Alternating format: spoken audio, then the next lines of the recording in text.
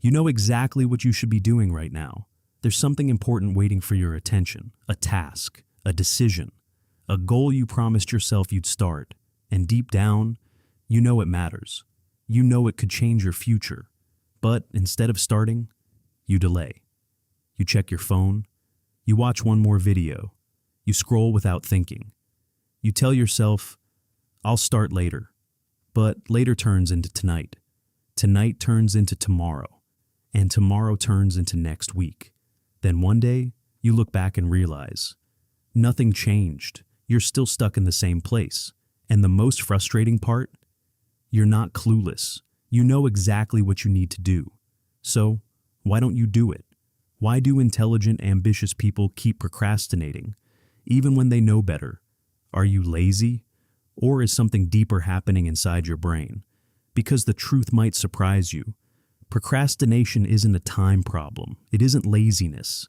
And it definitely isn't a lack of ambition. It's something far more complex. And once you understand it, everything starts to make sense. Most people think procrastination is about poor time management. They think they just need a better schedule, a better planner, better productivity apps. But if procrastination was just about time, those tools would fix it instantly. And they don't. Because procrastination has nothing to do with time. It has everything to do with emotion. You're not avoiding the task itself. You're avoiding how the task makes you feel. Think about it honestly. Some tasks feel heavy before you even start. Studying feels mentally draining. Working out feels uncomfortable. Starting a big project feels overwhelming. Having a difficult conversation feels stressful. Your brain doesn't want discomfort, so it searches for relief. And in today's world, relief is always available instantly. Your phone, entertainment, distraction. So instead of facing temporary discomfort, your brain chooses temporary relief. And that's procrastination. Here's something most people never realize. Your brain's main job is not to help you achieve goals. It's to keep you safe and conserve energy. Thousands of years ago, effort meant risk. Wasting energy could be dangerous. So the brain evolved to avoid unnecessary effort whenever possible. That survival wiring still exists today. But now, effort isn't dangerous. It's necessary for growth. Yet your brain still reacts to effort like it's a threat. So, when something feels difficult, your brain says, let's do something easier. And the easiest option is always distraction. That's why procrastination feels automatic. Because in a way, it is. Today, you're not just fighting your brain. You're fighting an entire digital environment designed to capture your attention. Apps are engineered to keep you scrolling. Notifications are designed to trigger curiosity. Endless content keeps your brain stimulated. And every scroll releases dopamine. So, when you sit down to do something hard, your brain compares options. Work that requires effort, or instant pleasure with zero effort. Of course, your brain chooses the easier reward.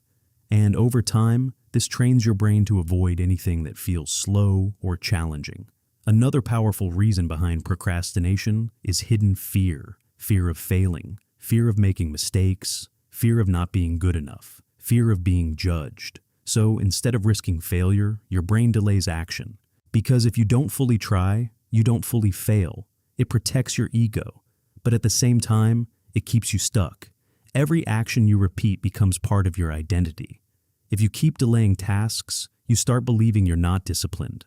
And once that belief forms, your brain behaves accordingly, because the brain always tries to stay consistent with your self-image. That's why breaking the cycle feels so difficult. Procrastination doesn't just delay tasks. It slowly affects your confidence. Every delay sends a message to your brain that you don't follow through. And over time, that lowers self-trust. You start doubting yourself. Opportunities pass by quietly, and life feels like it's moving forward. But you're not. Now let's talk about real solutions. You will never feel fully ready. Waiting for motivation is the biggest trap, because motivation is unreliable. Action creates motivation, not the other way around. The moment you start, your brain releases progress chemicals, and that builds momentum. Tell yourself you only need to work for 5 minutes. Just start. Your brain doesn't resist small commitments, and once you begin, momentum naturally builds. Make starting easier. Prepare your environment in advance. Remove distractions. The easier it is to start, the less resistance you'll feel. Instead of focusing on outcomes, focus on who you're becoming. Tell yourself, you are someone who takes action. When your identity changes, your behavior follows naturally. Big changes don't happen overnight. They happen through small actions repeated consistently. Tiny improvements compound into massive growth. Procrastination is not proof that you're weak. It's proof that your brain is trying to protect you from discomfort. But growth only happens outside comfort. So the goal isn't to eliminate discomfort. It's to act despite it. Next time you feel the urge to delay something important, pause. Ask yourself if you are avoiding the task or the feeling. That single question creates awareness, and awareness breaks automatic patterns. You don't need motivation to take action. You just need to start. Because once you start, everything shifts. Your confidence grows. Your discipline strengthens. Your identity evolves. Procrastination doesn't disappear in a day. But every time you choose action over comfort, you weaken its grip. Every small step forward is proof of progress.